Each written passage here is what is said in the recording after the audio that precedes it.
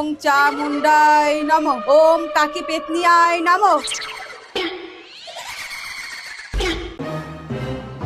Hello, তুই তাড়াতাড়ি বাড়িতে আয়। কি হয়েছে? বাড়িতে চল দেখবি। বাবু, তুমি এটা কি করছো? কালা জাদু। কালা জাদু? তোমার এই গুণ আছে?